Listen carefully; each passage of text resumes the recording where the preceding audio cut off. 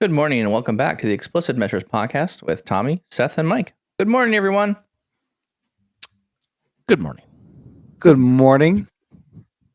Tommy was there's a couple little just kind of intro things here. But before we get into our topic today we're going to pick up an article from, I forgot the name on here. I don't see the name on here. Dax Noob? I like the name of the blog. Justin Martin. Justin Martin. I didn't know Justin Martin's blog was Dax Noob, but actually, I love them. You're right, Tommy. The website is very, very fun and good name there. We're going to talk about enhancing your golden semantic model with user input tables. So, models with user input tables. Let's just call it that.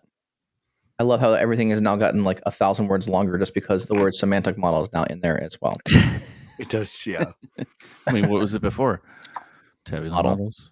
Just model. 20% of my training slides are now changed to semantic models, but I still have like 80% to go.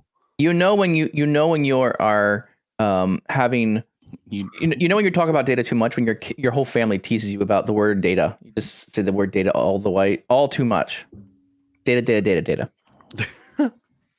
Yeah. All right, Mike, I need to give you some right as we kick off. I need to give you some kudos, some credit here, and something that free meal incoming. That actually feels hurt. It is painful to do, but credit where credit's due.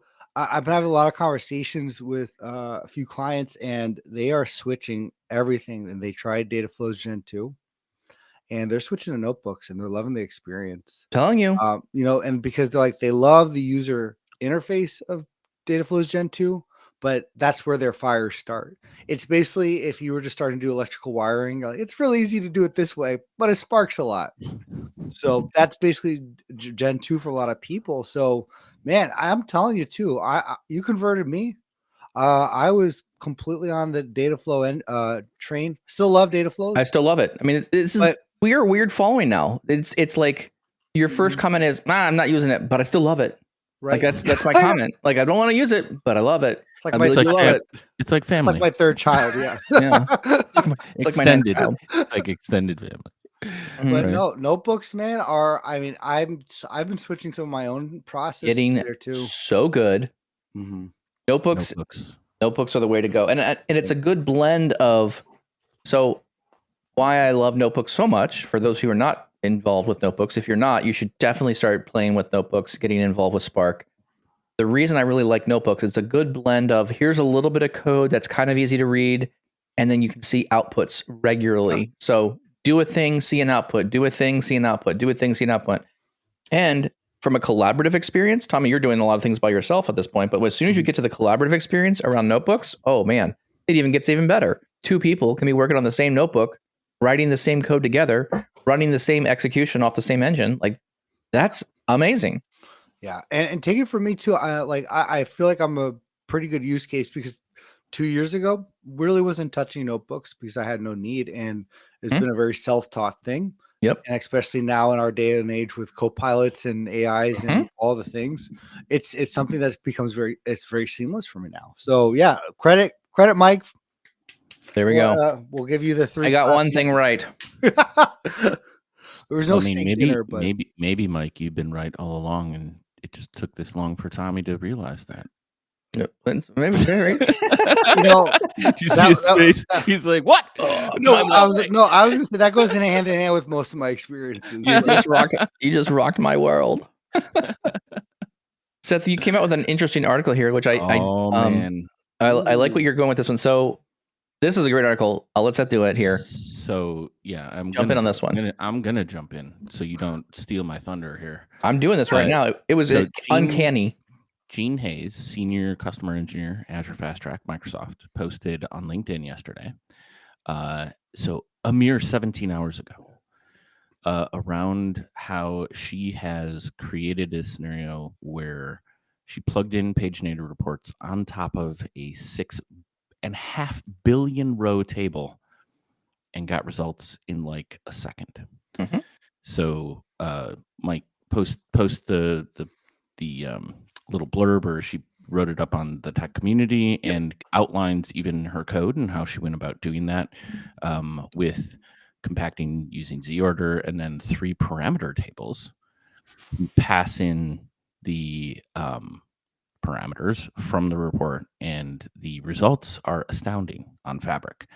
So, Mike, I think you want to talk about this, but the recent advancement with paginated to easily connect to even Databricks has been an unbelievable change, game changer in just producing simple data sets for business to get access to immediately. And it literally takes like 5 to 10 minutes. Oh, you want this report? Oh, you need access to this? Yeah, let me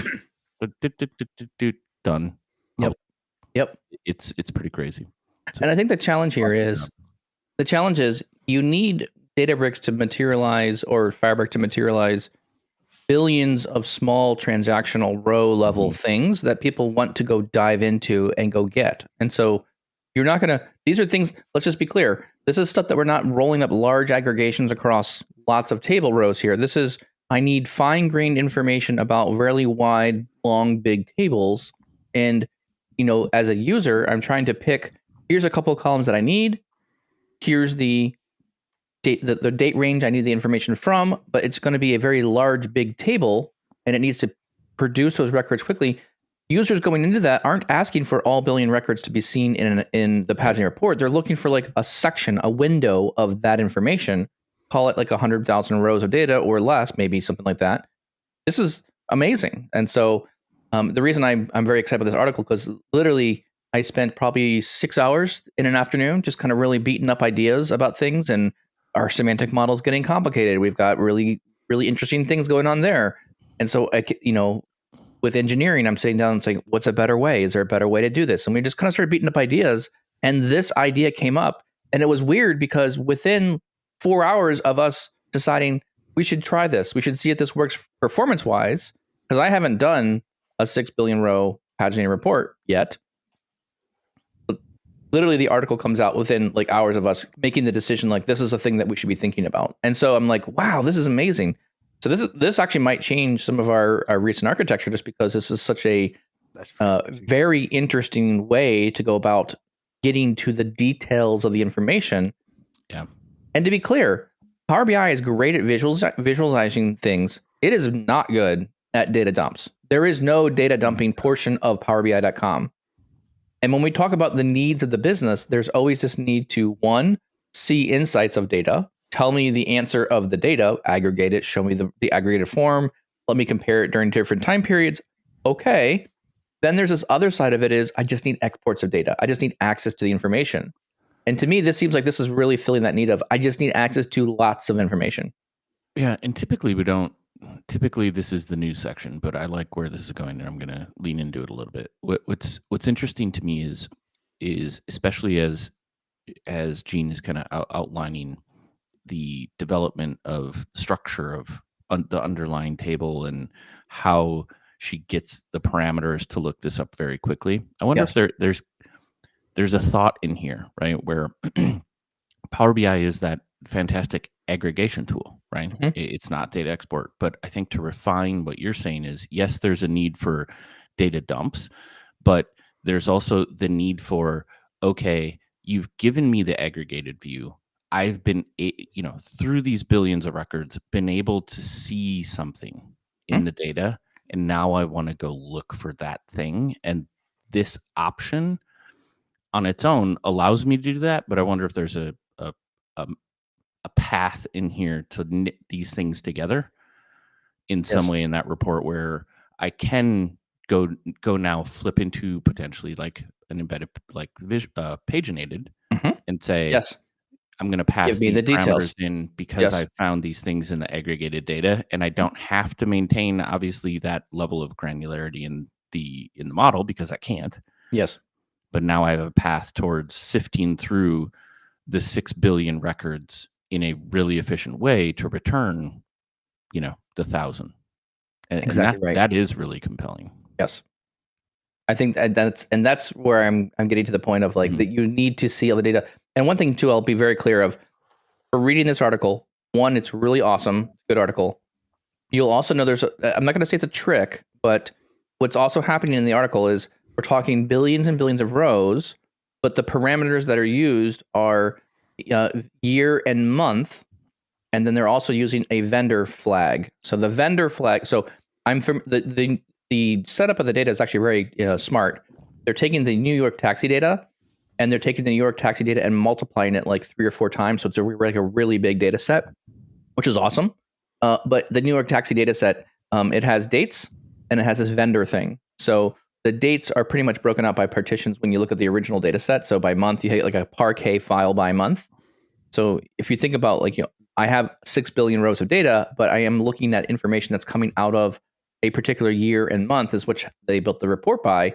That's really what you want to be doing. You want to figure out what is the right combination of required parameters that the user needs to not list them millions of records, to get them down small enough where they can say, okay, it's a reasonable size of data. Because to your point, Seth, it's not relevant for you to download 1 million records. No one can even do anything with that in their own computers. Yeah. Excellent. Anything else? We had the from this. Well, I was just going to say any other topics for the paginated report piece. There's other news. I just want to move on. Oh yeah. Sorry, that was not clear. My bad. Paginated reports. Woohoo! Woohoo! So there's a blog announcement for, I guess it's the June update. But before we get there, Tommy, you had another kind of question around streaming. Is anyone using the streaming analytics portions of Fabric? Yeah. So wanted to ask you, Mike, right before we went online, just going, hey, we kind of always kind of check in, like, hey, what are you hearing from your clients? Kind of like what the beat on the street, so to speak, or having that'd be a new segment. What's the beat on the street? There you go. Isn't it ear on the street? Actually, okay, I like that. Beat on new the segment. Welcome to Beat on the Street. What are you hearing from your clients and customers? Okay, I like that. Let's get some feedback. So we're coming up with this stuff live, people. This is real time thinking right here. This is because we don't plan beforehand. The only podcast that you could get real time new segments as we build them in real time. This is great. This is real time streaming analytics right here. You want to hear thoughts for the first time? No. So we always talk about, like, what are you hearing from your clients? What are they asking for? What are they enjoying? And I just had, that's where actually the data flow conversation came in. Sure. Someone was switching, and it's like, okay, there's a lot of updates in the June 2024 update for Fabric around event flows, the Event Hub, real-time analytics. And Mike, I was asking you, and I think you said that you had something interesting around this, around a real-time streaming. Yeah. So we are working on, so a couple things. Like, so anytime I have a conversation around streaming, it usually turns into, that's really nice that you want streaming.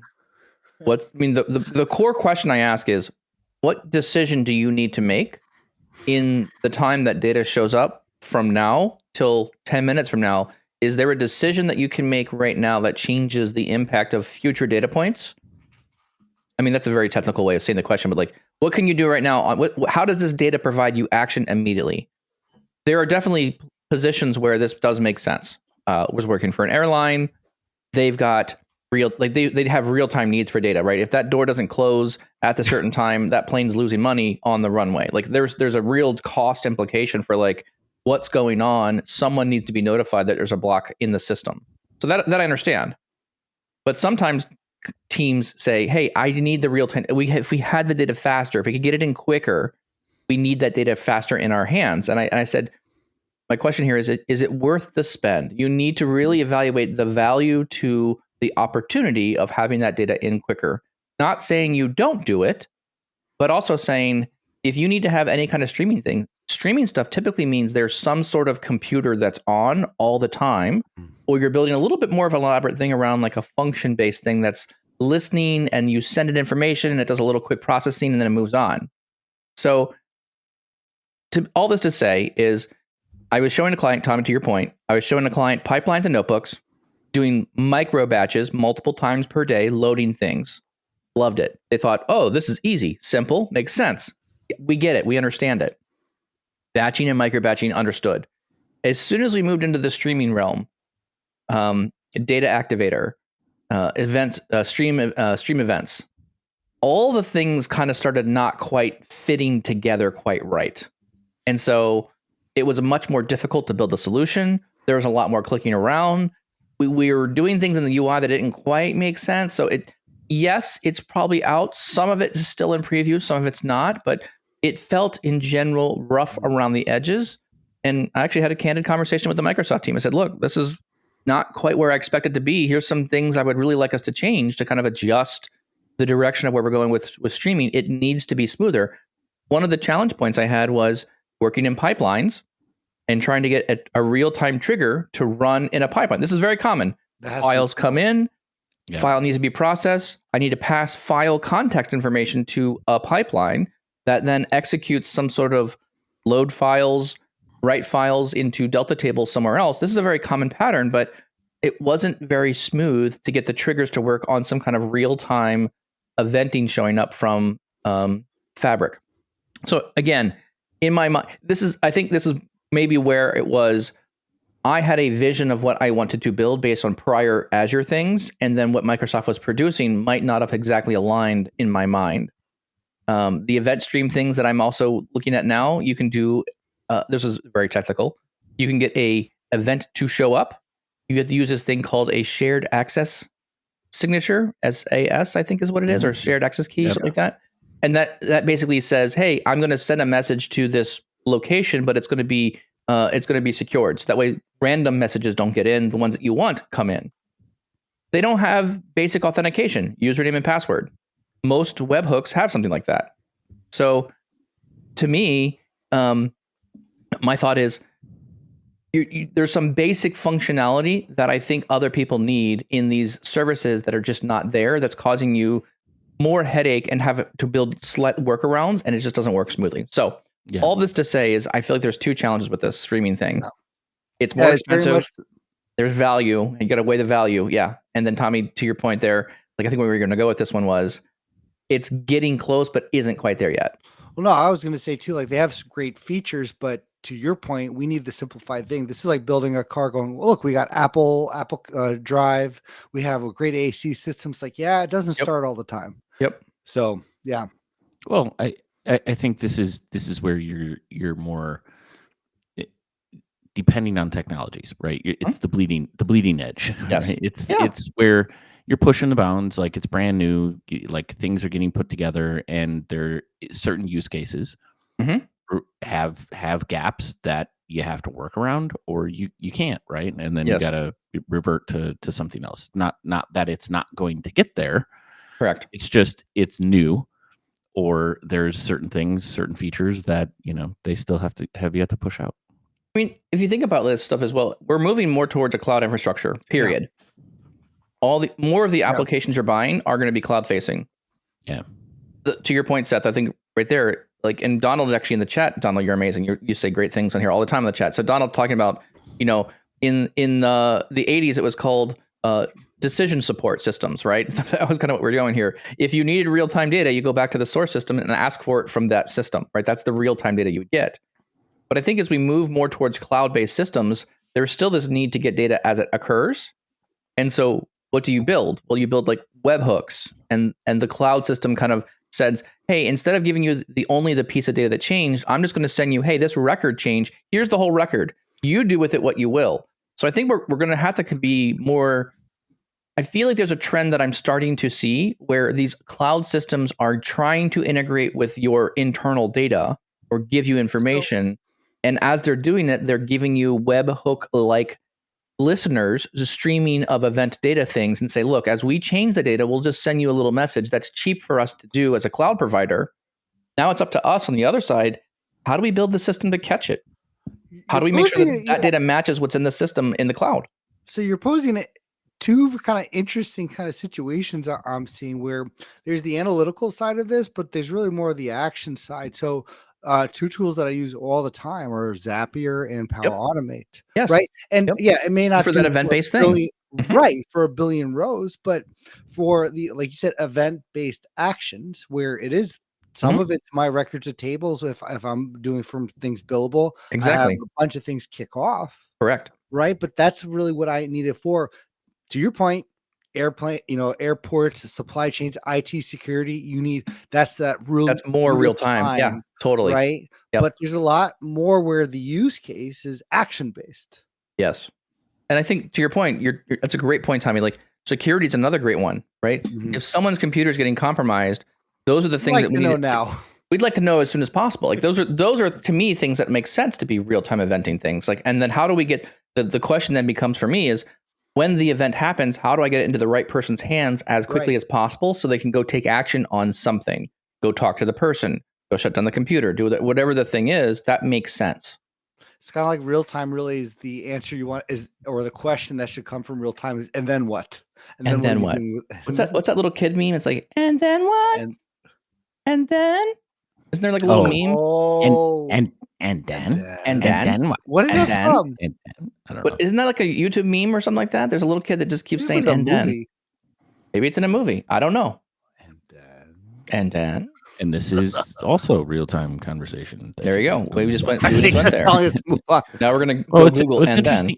What's interesting, I guess, to me as you guys were talking is, systems in general output tons of data Yeah. all the time.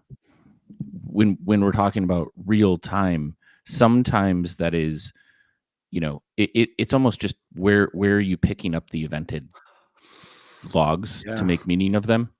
But real time data is happening all the time. It's just a matter of whether or not you're analyzing it, and that's where the true cost comes in. From you're plugging into that That's a really good stream point. of essentially the stream of logs, right? That all of these systems are generating outputs from. Mm-hmm. So yeah, That's exactly And that's it going. is. It I think is like it's going to be more very like that. cheap, very cheap to have all Yep. of those systems just running and outputting things. Not necessarily cheap when you have to dip into that stream for specific things. Yes. And then put So- them in a location where you're monitoring only those aspects. Mhm. But there are a lot of other tools that do that, right? Like Correct. that you can leverage to expedite and make that a cheaper. and you're speaking about the distinction, I think, between action based and I think what Microsoft's really doing with Fabric is it's real time intelligence, and that's what they're really trying from a feature point of view to do, not just Yeah. obviously capture the data, but also the intelligence around it. I felt that was a huge message at Build this year. There was a lot of focus on real-time streaming analytics and getting, your data's in motion. It's always moving. It's always happening. I'm not sure the business is quite ready for that. I think maybe there's a request for it, but I think if you have a number in the morning that's different than a number in the afternoon, that confuses people, honestly. Too fast. Well, like think about the yeah. conversations. Like many of the conversations are, hey, in the morning I'm going to go check the sales numbers for whatever, right? Mhm. And then you have to build a presentation. Mhm. When you build the presentation, It's the numbers different. don't match, right? Yeah. Like it, Yeah. it ruins And you the have to story of, unless everybody think about what that would mean from a data culture perspective. Everybody would need to know that the systems are so plugged in that that number should change on a daily basis or Mhm. hourly or whatever the case may be, right? And yeah. So I think Mhm. I agree. I don't think the wider organization for normal reporting or insight-based purposes really would key in or be it wouldn't. There's not a ton of value for like real-time everything all the time. I would agree with that one. So the internet never fails. Apparently, this is from Dude, Where's My Car? And there's someone in the speaker talking about, and then I think that's where that comes from. Yes. I've never even watched the movie. I just know the clip. That's all. I know. Yeah, I know. That's I know funny. what you're talking about. Okay, well, thank you, internet, for picking up that one. So, Mark, thank you for the credit on that one. You knew the movie quote that I didn't even know, and I'm quoting it, so I should probably be careful about quoting things I don't know. Excellent. Awesome. We have an opportunity here. We have one more thing. We can go through the monthly blog on Microsoft, or we can go into our main topic. We're about 24 minutes in. We probably should just transition into main topic. All right. Main topic for today. Let's go there. Since I didn't hear any convincing arguments one way or the other, let's jump in. So the main topic for today, we'll be talking about our DAX Noob article, and we're going to go through just kind of talking through what do these extra user-based tables, or what are they going to be looking like inside our data models. Tommy, take it away. Give us some enhancements here about user input tables. I am looking forward to this conversation with you guys, and really, I think how you're going to take this. I think But that's all yeah, conversations, actually. Wow, actually, you just got this is deep. You got that deep tone. I'm sorry. Go ahead. I'm Oh. going to sit back and listen. Continue, Tommy. so. I'm trying a little more podcast take on this. Oh yeah, so- no. All right. Hey guys, I'm not gonna do the radio in the morning. Yeah, so like with sound effects. But no, so let's go through the article, and there's a very intriguing argument here when we're talking about user input tables. What Dax New goes through is really first how important that gold semantic model is, but can you incorporate here this concept of a user input table? And really, what is that? It's a table that's used to capture the selection of a user and use that selection to modify the results of a measure. Somewhat very familiar to your what if measures, but this is different because you're also now incorporating a lot more of any user going in and really affecting a table, affecting the measure, and affecting the numbers. Really, he goes through some great concepts or great kind of approaches utilizing DAX to do so. And I think for us to kind of take it up a notch, and PC goes through some suggestions for time intelligence, for a parameter field, for a date helper. But I think this goes part to our write back scenarios, but also part to the flexibility from the consumers to have not just the ability to filter and interact, but also modify and really choose your own story from a report point of view. So let's start there on the benefits and really what have you seen with user input tables? What are your guys' first thoughts when it comes to allowing the user to proactively adjust the numbers in a report? Well, let's kind of maybe I agree with that, Tommy. I think it's a great summary of kind of the article and where we're going.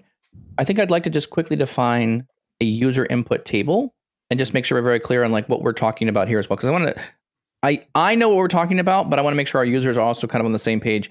Think of a user input table as you have a report page and you need a user to enter in a piece of data somewhere in a field, a box, a window, where you are, it's a 0 to 100 number that you need to add. And then that addition or that number, let's call it maybe like a multiplier, right? You're doing some sort of math on some data that's coming from a model, and you want to multiply it by some factor, right? A 2x factor, a 3x factor, or a number that goes from 0 to 1, something along those lines, right?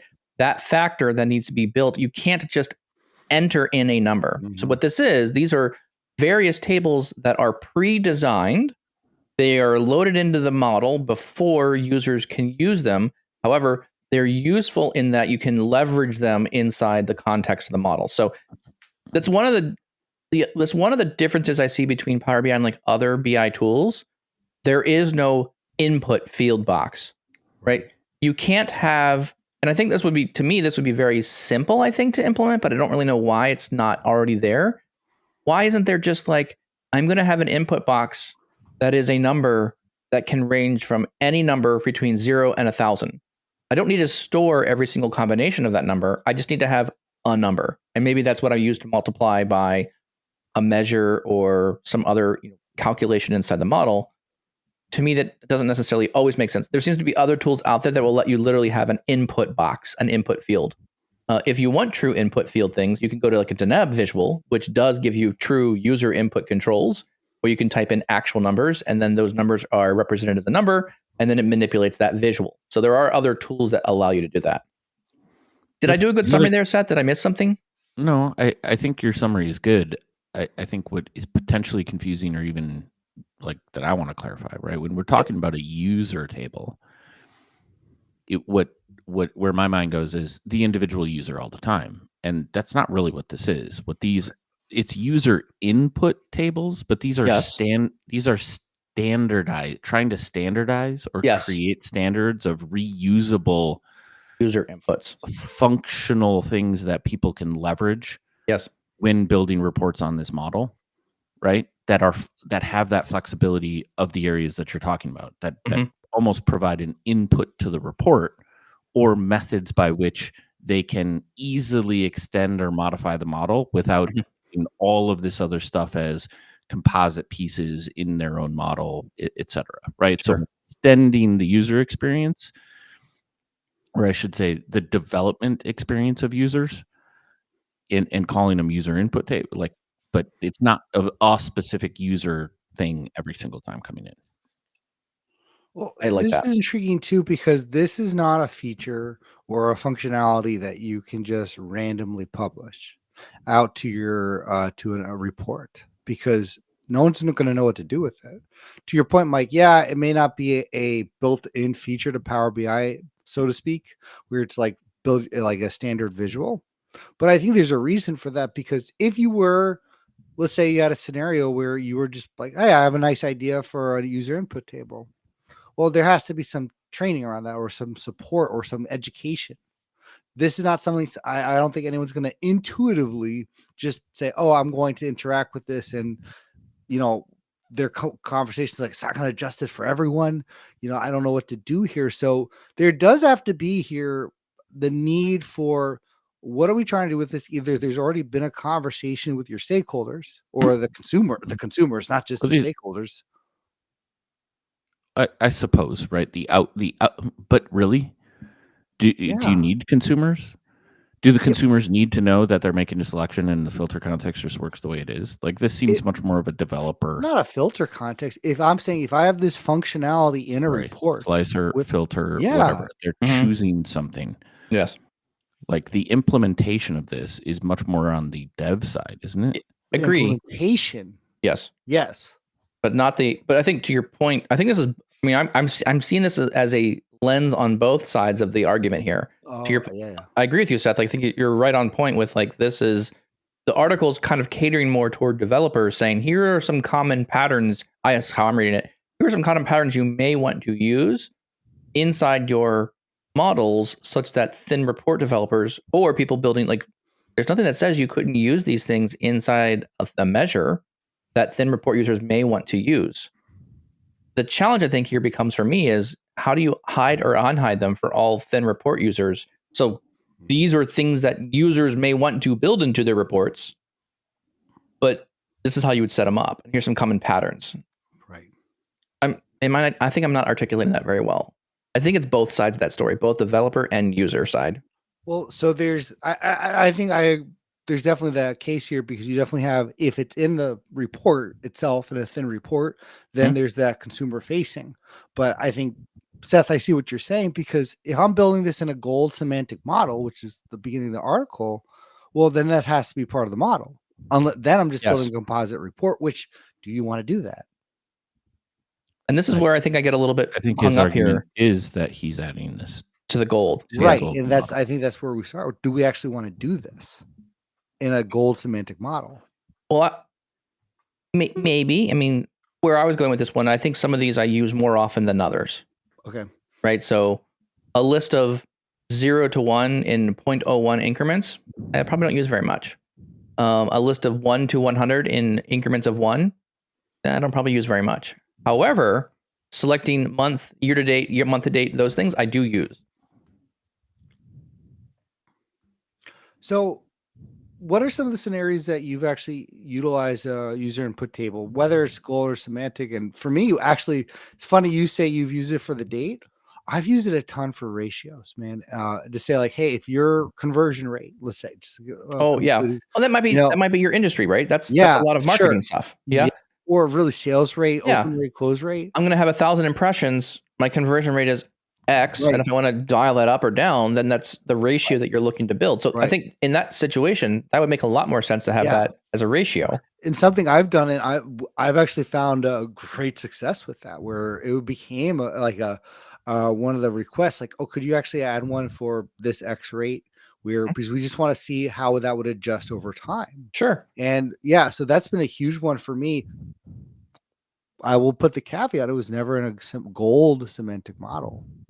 That's a good point. That's a good point there. I think that, this is maybe where I'm going to debate this article a little bit is, does it make sense to put it into gold? Because putting things like this into gold has two implications, I think. One, it takes you a little bit more technical know-how to get it in there correctly. Get it right. Yeah. And you got to make sure that whatever you're putting in is something that would potentially be used by other people. Because once you put things in gold models, it's going to be very difficult to remove them, because you don't really know how everyone is using them all the time. So when you put in the gold model, it could be used by measures in thin models, which I think we can go get. but there's not real clear lineage of does it exist. So I'm of the opinion your gold models should be as lean as possible, because it's going to be way harder for you to remove things from there than it is for you to add stuff. So the net gain of this is what? Less composite models, less people using the base of the golden and then having to add in all their other stuff. That's really a correct. good other side of the coin. Yeah, I think Well, so. it's not the other side. I think that is That's the option. You're trying That's the to alternative. I guess what's interesting to me when I say that then though is this isn't like the net gain for the business or developers would be, okay, simplified access to this golden data set. I can go build a report.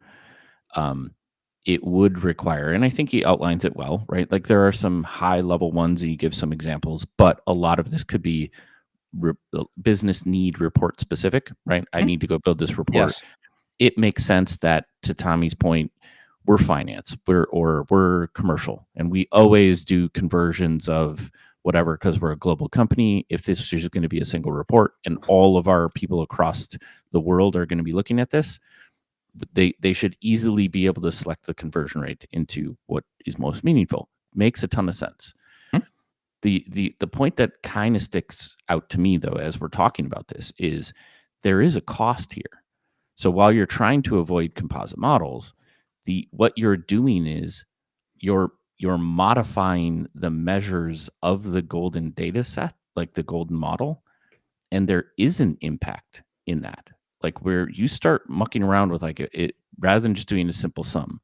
If it's if blah blah blah blah blah blah blah blah blah blah, every time that measure is used, there's a processing cost that you're incurring then on the golden model. And I would be worried about like the performance of that as you would implement more and more and more of these.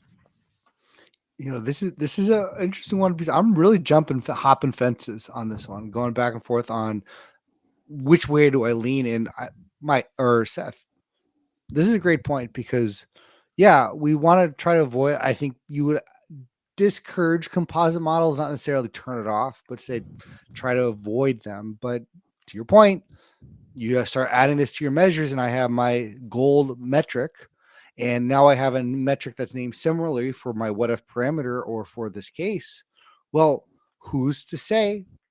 And it goes back to Mike, who's using this? And are they using this responsibly? Right? Are you using it correctly? Because that was my second point that I was going to say earlier was, once I put these things in, there needs to be a level of education to all of the report developers to make sure they understand, here's what's in this table. Here are examples of how to use it. And if you're going to join this stuff, I'm thinking about the example here about like the year, month, date table thing. I actually do. I think that one's very relevant because a lot of times I get requests for, I just want the year to date. I want a month to date. These are just quick selections. Like they're trying to select a range of date things, but because the default slicer or the slicer mechanisms that we have to filter things are not sufficient all the time, it's like I just would be easier to click the button. It's like I clearly see it's month to date. Boom, that's the button I want. So like, I think those are some enhancements that that should come out of the core tool, but it doesn't always come out that way. So sometimes we're doing these extra things to kind of make it easier for people to use. As long as your report developers understand it and you have ample training and have them guardrails, you have some guardrail, like you just tell them how it's working. I think you're pretty safe here. I'm going to go on the other side of the coin here, and the benefit here, or the case for adding this semantic, a gold semantic model, or utilizing them at all. If we were to poll everyone listening, if whether they even added a user input table to a report in general, I don't know what that number would be, and I think it would be honestly relatively low. I think it would be less than half. There's a lot of benefits for doing this that I think can accelerate data culture and the adoption of people utilizing Power BI, because a lot of times I think the argument with Power BI when they're coming from Excel or something like that, they are now purely a consumer, like they're watching TV, and they have no ability to now have that conversation with their data to adjust it. And I think there's really an acceleration where they actually have the ability to modify and really, in a sense, touch their data to actually ask questions where the numbers can change in a positive way, because they actually want to see like, hey, if I increase my my open rate of getting new customers by just half a percentage. Look what that does for my bonus, or look what that does for my team. And that becomes a conversation that they can have with their team on what can we do to increase X, Y, and Z, compared to just here's our trending, here's our KPIs. I would lean more towards encouraging user input tables, not necessarily for every report, but I think there's a lot more situations than we think, because this is very much a feature that users don't know it exists, so they're not going to ask for it. And if they don't ask for it, we're not going to do it. But it should. There's a lot of cases where I think they would love it. I agree with that. I think there's, but I see things like field parameters and being used as like more very specific designed scenarios. It's planning, it's projecting, it's estimating. Like I feel like these things are more towards the I have data that I understand its historical values, and I'm trying to figure out possibilities or combinations of possibilities that could happen in the future. Kind of scenario planning a little bit, right? I think that's where I feel like most of these examples come from. The one that I think is like very real time in reports is, again, like go back to the date one, right? That the dates one seems to be very like consistent. Like you could use that in any report, pretty much anywhere you want to go. I don't know if that's giving consumers enough credit on what they're asking with their data. Seth, you have a face here that I'm really, really curious. I feel like there's some thoughts mucking around here. I hope there's always thoughts mucking around, but I'm just listening. Okay. So I thought there was something very He's formulating a trapping question. Whether he's getting already. Tommy, when have you ever known me not to interrupt people or share my thought? Yeah, I all knew all too well. So, but well, no, Mike, I don't think you're giving enough credit to consumers and really what they want, right? Because again, if people didn't know a bar chart existed, users don't know what they want. We all have our battle scars. I'm scarred from this because they don't know what they want, and what they ask for is like, what the heck are you doing? Like, let's get you something that's realistic here. You want a 1 billion row export from Excel, file, like or Excel table? Like, not gonna happen, dude. Like, that's not realistic. I completely agree, but I think again that goes back to their own level of knowledge of the art of the possible. I think things we've talked about in demos. Why wouldn't you add this as one of your demos in that art of the possible scenario? I totally agree. To showcase it and really push it. I would agree wholeheartedly with that one. But what I'm trying to get to is like in reality, in practice, is this a good idea? And I think in practice, I'm not pushing as hard for feature parameters unless I'm having direct conversations around we're doing forecasting. I'm running an ad campaign and I need to see what the conversion rate, and it may be different based on some factors, or I'm projecting some things. So I understand where we're going. I would probably push, if I look at all the DAX that's supplied here, or the M or whatever they're doing, all these options are like 4 or 5 items long. There's a couple there that are like 100 items long, but none of these options are like, these are not big tables that we're applying here. So to me, it feels a lot more relevant to put these kinds of things in a composite model and let people build thin reports off of that composite model, because we're passing just a handful of small parameters back to an original that then modifies some of those formulas. Again, there's always caveats with this. Like if my DAX gets really complex and big in that composite model, it's going to run slower. But it feels reasonable to say that a lot of this could just be handed into a composite model, and I could keep my main single model cleaner and more streamlined as much as possible. I do like the article from the standpoint that I think this opens the door for options. Yes. That people be aware of related to this scenario where, hey, we have this golden model that we're using, but I have this need. And that need is either going to drive me towards building my own composite model or my own model that's a derivation of this, albeit being sourced from the same thing. But the only reason I'm doing that is one or two things, right? And that's where I could see like, okay, well, we could do that. are there any processing costs? Like, do we want to stand up a new model? Like, we have more technical debt if we have to change things. Like, or is this your thing? It's not going to be widely disseminated. It's okay to be a composite model. Or do we throw on one of these user input tables to the gold model, and then you don't have to do anything? You can just create your thin report. And that's where I like it as an option, but I don't think it's like a carte blanche. I'm going to be like, yep, this is the way to do it all the time. I think it would be kind of specific to the dependent needs of what you're trying to develop and for what audience. I would be liking to guess here that adding these things. So I think the kind of the vibe of the article is here's 6 tables that you just may want to add to every model because people may need to use them. Here's what they do. Here's how to maybe use them. I think I don't know if I'm going to say, yeah, I'm buying into it. I'm putting all these in every model. Now moving forward, like I'm sold. I'm going to do it. However, I do think the article is very good about highlighting here are very specific use cases of where you would use these user input tables and why you might want to apply them into the golden semantic model. And again, I think it's important to make a distinction where we're talking about gold semantic models. We're not talking about a requirement. We're talking about an option, right? So yes, a requirement is you have to add this to every gold semantic model. This is things you may use in the future, right? So or may not. Like, yeah, and do we want to maintain that? Is that something we really want to be able to keep track of in our model? I would absolutely put what we're seeing here as an option for a gold semantic model, yes, and not necessarily a requirement. Because, man, I'm thinking, especially from an audience-based thing, if I have semantic models that are more manager level roles, they're going to want to have this, and it doesn't need to be in a composite model. But yeah, I would completely not say this is something you have to see if this works for every gold semantic model. Yeah, I think I'm on that same page as well, Tommy. I'm pretty much in that place where these are, and also I think this is also a great point to like, did you know this exists? I think a lot of people don't even know this exists, and they're like, wow, it would be nice if I could do X, Y, Z things with this. I think this is also very informative of these are patterns that you may be observing. Yeah. Are there any patterns that we missed here? Are there any other tables that you have made, user input tables that do not exist here that should be included?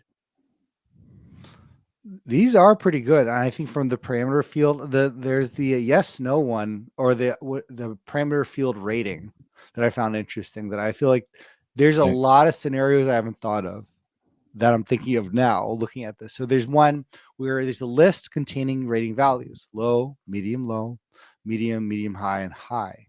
And they can actually select a rating. So rather than have, like, to your point, rather than having a scale of 0 to 100, which is always can be very ambiguous. Yep. Where everything's assigned basically some type of number that you'd say, if we do great, well, what does great mean? Kind of thing, or good. Or if you have that ordinal value rather than just a simple numeric one. I mean, giving users that kind of app-like feature can be really impactful, especially again when you're dealing more from a manager level role, someone who actually has the ability to change dollars. That's where this becomes really impactful. Yeah, I would agree with that one. And I would say to me, it's more of like and this is probably not part of like this blog post, or maybe this is something that's more of like I'm thinking more of the thin report side, right? The only other one I'm thinking that I would feel comfortable adding in here would be things like thin measures that are, or thin report measures that are, alluding to graphical shapes or graphical items, or that there's maybe some like SVG type things that I would maybe potentially put in here that are, to your point, Tommy, like I need some data to say this is the red arrow pointing down, this is the green arrow pointing up. There are some of those out of the box shapes, but you can add those shapes to your theme file, and then you can call out those shapes using measures. So there's potentially an opportunity here to like add some of those things as well. So that's the only thing I could think of that was missing from here, is potentially there's some, user inputted shapes or company shapes that we want to use. Maybe there's specific things that you're using in your company to show some things. The only other one I'm thinking of is, and again, it's more complicated, is like there's now spark lines on things. Used to be that it had to be like, those had to be measure driven. Conditional formatting. Yeah, but now that's being come. What has happened is you don't need those as much now, because it's now being built into more of like the actual tool. You can add them to tables now as needed. So it's changed. The features have changed slightly, but it's some of those little like example / improvement of life pieces that I would add from a visual standpoint. I maybe add in here as well. But again, that would be more company specific, and they're probably not as common as these are. I think these are probably the more common ones. All right, let's jump into our new segment. Tommy's got a hot take. So, yeah, I think this might be a nice little segment. And what we'll do, I think, moving forward from episodes, if you guys want to, I think if there's a need for it, is I'm going to give a hot take Tommy kind of thing. Very Tommy's hot take. Tommy's hot take. It's a very New York thing to do, to give someone a nickname. For example, there's a pizza place I go to now. The guy's from New York, and he's like, 3 pies, Tommy, kind of thing. Tommy, 3 pies. Yeah. So you get 3 pies every time you go. Oh, I have to. Yeah. It's delicious kind of thing. So, Pie Life in Lombard or Glen Ellen. So shout out. Pie Life. Yes. So, and it's going to be somewhat related to obviously the episode of the main topic. And I want to get your guys' gauge or your heat check on 1 to 7. 7, you strongly agree. 1, strongly disagree. Okay. And this is going to be general user input tables. I'm not going to say necessarily golden semantic models. However, creating and deploying a user input table once in your Power BI life is required to be a true Power BI professional. You must have at least one report that you published and shared if you want to say you're really a Power BI professional. Is this an essential skill? This is good. I think this is a good one. I'm struggling on this one. Is this I think, and to rephrase your question, how I'm interpreting it, is this an essential skill to know how to do in order to become what we would quantify? Like we're setting bars here. We're setting bars, exactly. Yeah. All right. Well, you've got a 1 through 7 scale, Tommy, of how much I agree with this statement. Yeah, this is how much I agree with this statement. I'm probably gonna. So, I'll give you my perspective on the lens. I also look at the world as going, there are different personas of people. Mm-hmm. And if you fit a certain persona, there's a certain skill level that goes along with you, right? So to quantify my answer, this to me is a data modeler skill. So this is the persona of a person who is a data modeler, because we're talking about implementing it into the model, which then has to be then utilized in the report. So I'm going to quantify this as a person who's a data modeler skill set. And then inside that skill set, I'm going to say, this is probably like a 200 or 300 level. This is not basic, building simple sums and building some general aggregations. This is understanding that you can have a parameters list, create it, and then apply it correctly in the model so that you can influence it. And there's a couple advanced concepts in this article talking about, we're going to build a table with an inactive relationship. I don't think that's level 100. I think that's level 200, 300. So do you need to be, is this a professional? I'm going to probably agree with you and say this is probably like a 5 for me. This is a skill. Like if you're going to call yourself professional, you should have some experience or knowledge of using field parameters. Do I use this all the time? No, I do not. So is this a core skill that I would very much make sure that you know how to do? Probably not. So I'll give it a 5 out of 7. That's still pretty strong. That's pretty strong. I think you need to know how to do it. I think there's going to be. What is the hot take question? 1 to 7. No, what is the hot take question? Creating and deploying a user input table at least once in your career is required to call yourself a BI pro. 1. Wow. Seth wants to have one. Here's why. In your hot takes, you're asking a specific question, which is you're saying, do I agree that in order to call yourself a Power BI expert, you have to have created and deployed one of these? No. Picking a technical skill out of the blue and tying expert level to it, or as far as like implementation, isn't valid or relevant, I think, in terms of you like discerning whether or not somebody's an expert in Power BI. And why is that? It's exactly what Mike was talking about. Depending on what your level of implementing things is typically tied to business needs and like the scenarios that you've had to deal with. Now, is that significantly different with, would I say an expert should know about this? Absolutely, because it's part of the base knowledge lexicon of how I would go about delivering a solution if and when there was a need for me to implement something like this. So if there was never a need, if there was never a need and I know about it, I'm still an expert around it. I know it's an option for me to implement. But I'm not going to say there is a stipulation that you have had to have created and deployed it. So no, one. That's your hot even take if I answer. change the word. Wow. I mean, that's you can't change the answer or the question. It's a hot take question. You're asking me to agree or disagree with your specific question. And that's why it's a hot take. Maybe in the future. That's why it's a hot take. Yeah. Maybe in the future, Tommy, this will just mean, words are important. How I get the feeling with this segment, Seth is either going to be ones or sevens. Ones or sevens. That's it. There's going to be nothing. Polar opposite. But again, they're a hot take for a reason. It's not because I'm not going to. It's not my job to interpret what Mike is doing in your question, right? Which is probably more valid. Me, I'm just hard yes or no, man. By the way, what are the if words? you really want to get to know us, I think listen to our hot takes. Mike, when he just explained his reason was such an engineering. Well, I have to do this, and therefore that's a 200. 200 does this, and that's a roll. Well, I'm giving you some context where the answer is coming from. It's a dumb question, and that's a one. It's a dumb question. One. I didn't say dumb. I didn't say dumb. No, you did not. I said that there was a specific question, and I'm giving you my answer based on your specific question. That's fine. See, I'm intrigued, and interestingly enough, I'm going to go with a 3 here. Well, 4.3. Okay, 3.5. 4.3. I meant to say 3.75. I meant to say 3. I meant to say 2. I meant to say 1. So my hot take is 2. When I initially wrote this, I was going to go with the 7, but as time simmered down, I simmer a little. This is a 3 for me. I would really like to see this from a pro because it's not just the ability to do it; it's the situations they've been in, and that's how I took this. And if you're the role of a and also I'll throw my other things in here too. Like I gave you the 5 because it was a 5 for someone who's a data modeler. I'm going to give you a lower number for a report developer. I'm going to give you a lower number for a report consumer. I'm going to give you a lower number for an admin of Power BI. Like there's other roles here.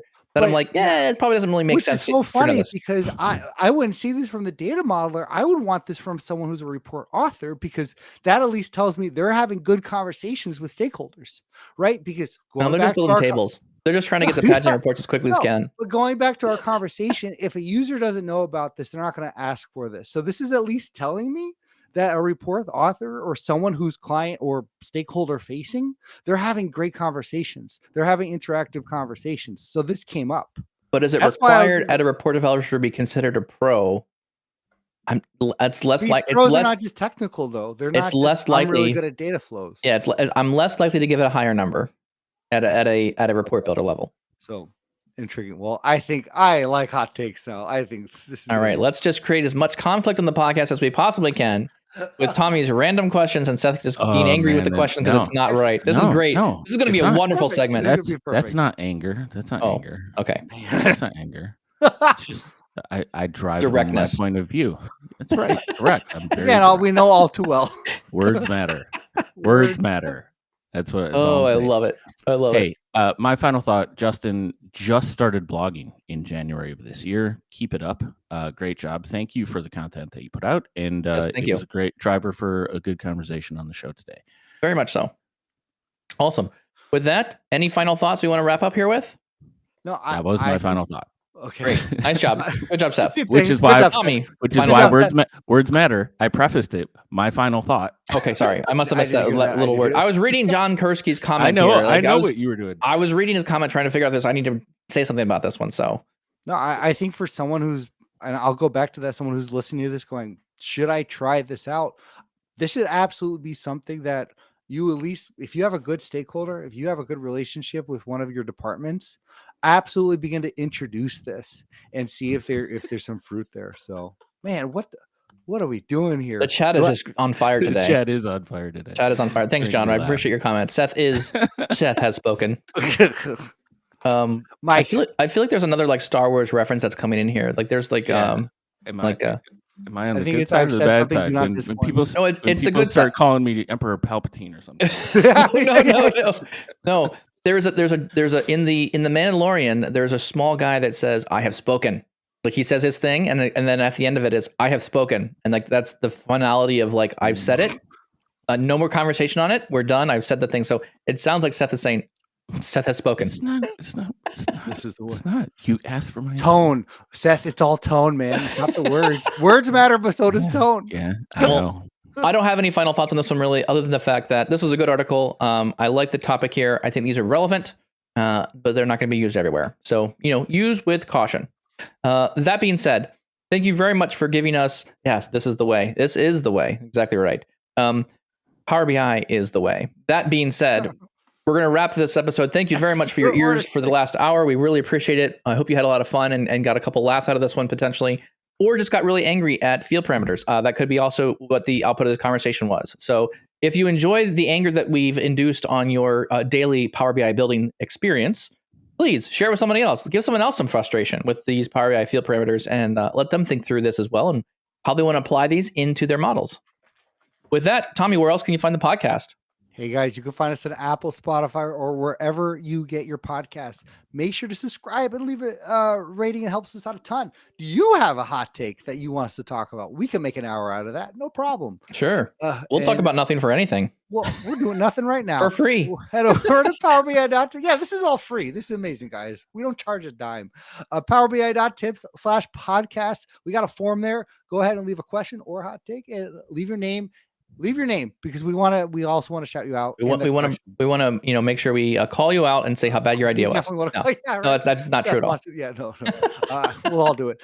Join us live every Tuesday and Thursday, 7:30 a.m. Central, and join the conversation on all of Power BI Tips social media channels. We really need an audio clip of Seth has spoken. I have spoken. I like the execute order. 66. I like it. It's good.